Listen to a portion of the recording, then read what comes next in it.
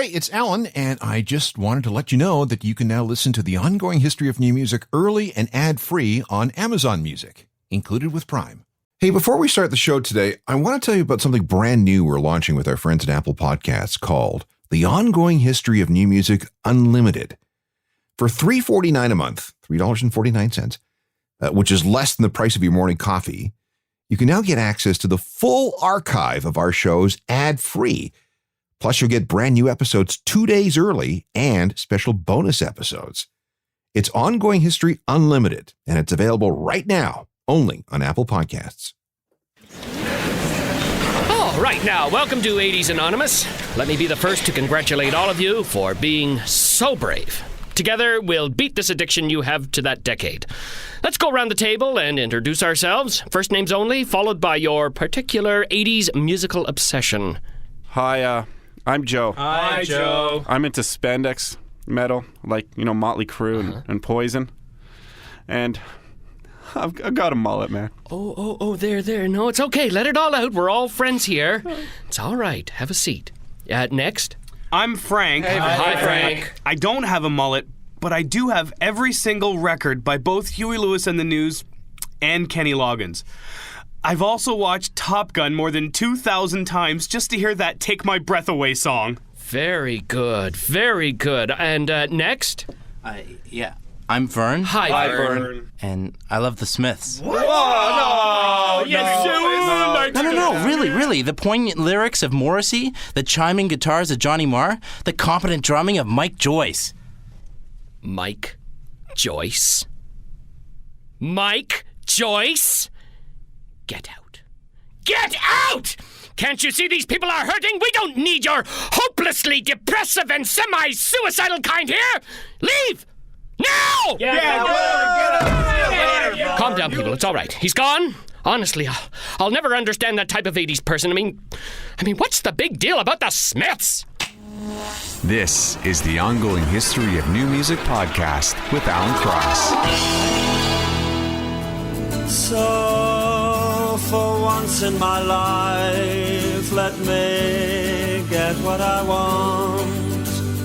Lord knows it would be the first time. The Smiths from August 1984, and please, please, please, let me get what I want. And yes, there were 3 pleases in there. I did make that up. 1 minute and 50 seconds of naked emotion and unbearable sadness. Now, to some, this is the perfect Smiths song. To others, it's pretty much the wimpiest damn thing that they've ever heard in their lives.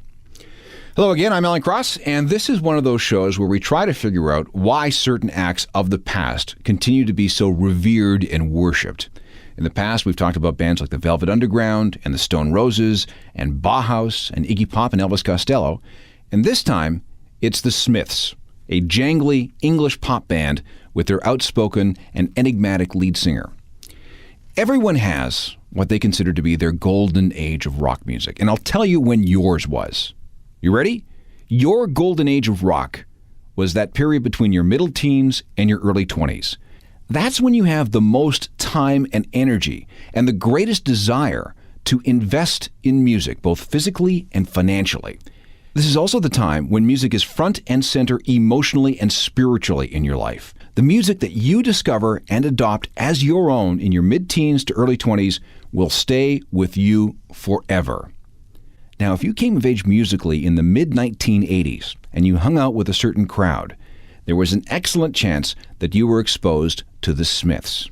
And if you were the sensitive and introspective type, chances are the Smiths became your, well, not just your band, but your salvation. In fact, if you haven't got this already, you might have a book on the Smiths, which is, honest to God, called Songs That Saved Your Life.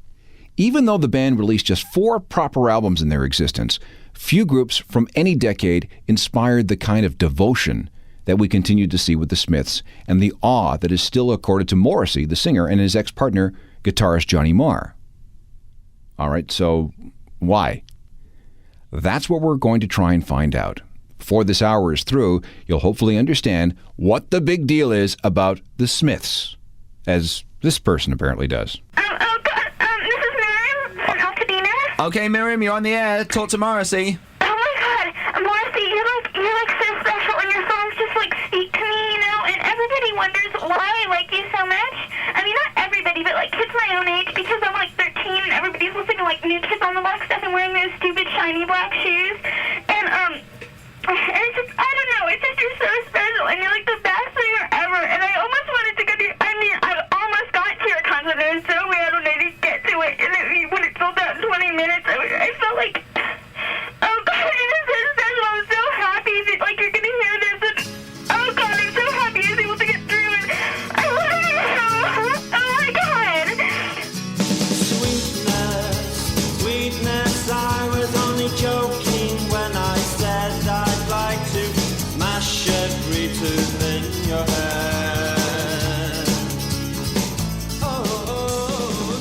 The Smiths' cult of personality was centered around Stephen Patrick Morrissey, a kid from Manchester who fancied himself to be a romantic loner. In the 1970s, he'd devour music magazines and write letters to the editor, offering his opinions on what was good and what was not, and often criticizing the critics. Morrissey became a big fan of Oscar Wilde, the flamboyant and controversial Victorian-era writer who loved fresh flowers and apparently other men, something for which he served 2 years in prison. After working for both the tax department and the morgue of a local hospital, Morrissey decided that music was his thing.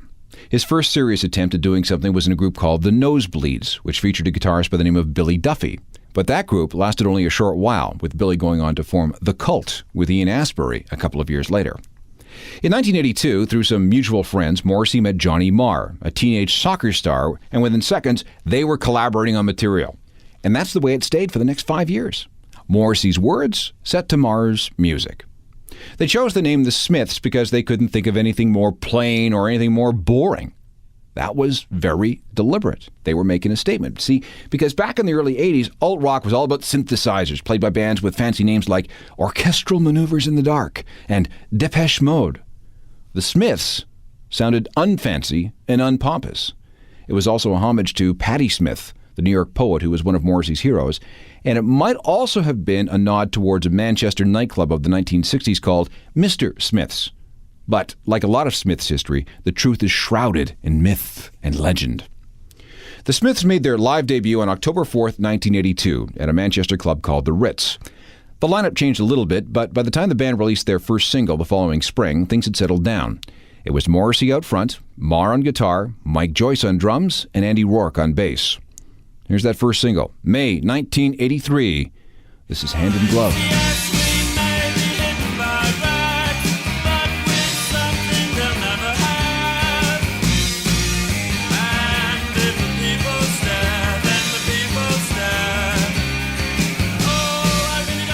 In order to understand the impact the Smiths would eventually have on British music, it's important to place everything in context.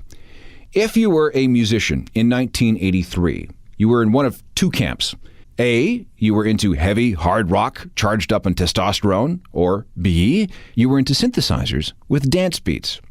The Smiths were neither. The music was jangly pop with its roots clearly in the 50s and 60s. The arrangements were simple and stark. No big solos, no layers of overdubs. And Morrissey didn't sing. Rather, he kind of crooned like old school Bing Crosby from the 1930s. And the stuff that he sang about, Hand in Glove, was clearly about homosexuality. Another song called Reel Around the Fountain was about child molestation. Pretty Girls Make Graves was about murder. Their live gigs featured a gay go-go dancer. Morrissey surrounded himself with fresh flowers, and he often wore a clunky 50s-era hearing aid for some kind of aesthetic effect. Of course, the Smiths covered other topics like life and love, but in a different way. To some, these age-old sentiments were expressed more nakedly and more honestly by the Smiths. There was appeal in Morrissey's sense of doomed romanticism and his penchant for drama and his ability to convey real emotional agony. In short, the Smiths were just different and refreshing, especially to, and this is important, especially to sensitive, quiet souls who had been searching for a band, who had been searching for a type of music that could express the way they felt. This is from November 1983, and try to imagine the jolt this gave the hard rock and synthesizer crowds. I would go out tonight, but I haven't got a stitch to wear. This man said it's gruesome that someone so handsome. Short, sharp, danceable, singable British pop music from the Smiths. This Charming Man from late 1983, which would become one of their signature songs, thanks largely to Johnny Marr's guitar style. See, back then, again, we got to talk about context. This was a new and fresh sound. Nobody was playing the guitar like Johnny Marr back in 1983. For everyone else, it was all about power chords and fast solos, not this really tasteful, minimal, jangly stuff. The first Smiths album, which was self-titled, was a hit with the critics and a surprisingly large number of fans in Britain. Reaction was so strong that their record label had to rush release a second album of singles and B-sides and outtakes called Hatful of Hollow, just to buy the Smiths some time to record another proper studio album. One of the songs on that album was originally considered to be a throwaway, a song that was written and recorded in haste, and one that no one really felt held any commercial or artistic potential. It was originally the B-side of a 12-inch that really nobody cared about. Since then, though, this song has become one of the great retro hits ever. For some, this is their Smells Like Teen Spirit. For some, this is their Anarchy in the UK. For some, this is their Ziggy Stardust. It's the Smiths, and How Soon Is Now?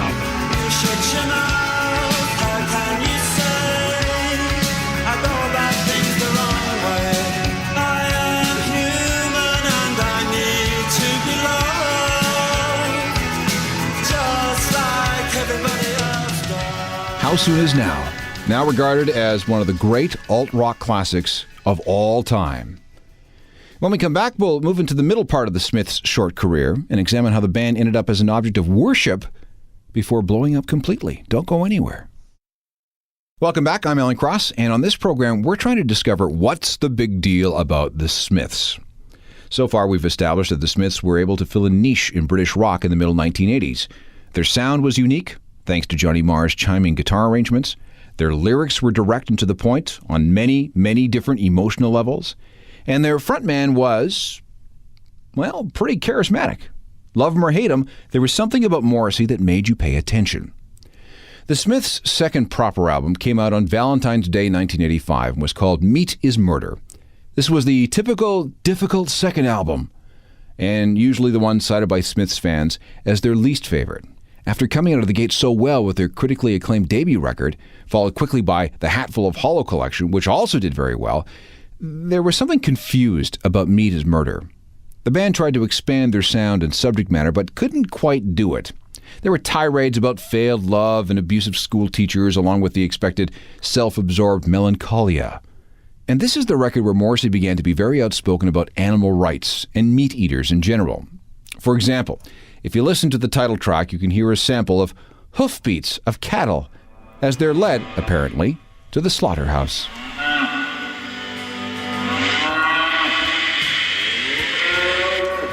Again, it was a love him or hate him situation. Some were really turned off by what they perceived to be Morrissey's self-righteous vegetarian indignation. Others, however, embraced him for it. Morrissey was also very critical of Margaret Thatcher's Conservative government in England. He had a lot to say about the state of music and the music industry, and he was never shy about offering his opinions on other stars of the day. For example, here's his take on Madonna. This is a quote. "She is closer to organized prostitution than anything else." Okay. On reggae music. "Reggae, to me, is the most racist music in the world. It's an absolute total glorification of black supremacy." That's what he said. On Margaret Thatcher, "The only thing that could possibly save British politics would be Margaret Thatcher's assassin." You see what I mean? And if that wasn't enough, he had no trouble standing up and telling everyone how he thought that the whole Live Aid initiative was a very bad and very stupid idea. Now, of course, the press loved this because Morrissey was always good for a quote. These quotes made him a villain to some, but a hero to others. After all, he was one of the few pop stars of the day who was completely unafraid to speak his mind on a variety of very serious subjects. This is a sample of Meat is Murder. It's called That Joke Isn't Funny Anymore. I wish I could laugh, but that joke isn't funny anymore. It's too close to home and it's too near the bone. It's too close to home and it's too near the bone. In mid-June 1986, the Smiths released what is considered to be their masterpiece. This record was born of controversy, too. Morrissey was now taking as many shots in the press as he was dishing out. And there were big, big problems with Rough Trade, the Smiths record company. Whatever the case, it was a huge improvement over Meat is Murder on all levels. Musically, lyrically, performance-wise, everything. It's simply a great collection of pop songs that sparkle with wit and satire and emotion and criticism and, carefully crafted self-pity, if you could do such a thing. Topics include religion, the British class system, the monarchy, phony intellectuals, and even the Smiths record company. In fact, listen to this song. This is called Frankly Mr. Shankly, and wherever you hear the name Mr. Shankly, substitute the name Jeff Travis. He was the head of the record company. Do that, and you'll see that the Smiths had absolutely no trouble biting the hand that fed them. Frankly, Mr. Shankly, this position I've held, it pays my way and it corrodes my soul. I want to leave. You will not miss me. I want to go down in musical. As big and as critically acclaimed as The Queen Is Dead was, it wasn't enough to save the Smiths from disintegrating. The problems with Rough Trade got worse. There were also problems with management. Bass player Andy Rourke was temporarily fired due to a massive heroin addiction. Johnny Marr was nearly killed in a suspicious car accident on November 12, 1986. Several weeks later, they fired guitarist Craig Gannon, who had earlier been brought in as a fifth member. Meanwhile, Johnny Marr was getting very tired of Morrissey's dictatorial tendencies, and his self-centeredness, and his tirades in the press. But in the midst of all this turmoil, the band was able to record one final studio album. It was called Strange Ways Here We Come, Strange Ways being an infamous British prison. The album came out on May 19th, 1987, and on September 12th of that year, it was official. The Smiths had broken up. Here was one of their last singles. Do you really think she'll pull through?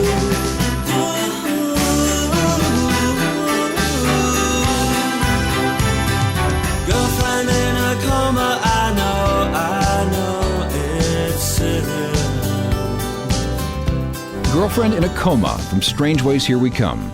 And just to show you how widespread the Smiths' influence was for people of a certain generation, Canadian author Douglas Copeland wrote a book in 1986 entitled Girlfriend in a Coma, which was inspired in part by this particular song.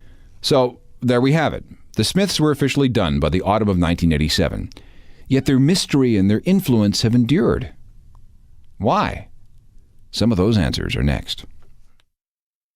For a while after the Smiths' breakup, it looked as if Morrissey was going to become a major solo star. After all, during his time with the Smiths, he had become the center of a cult.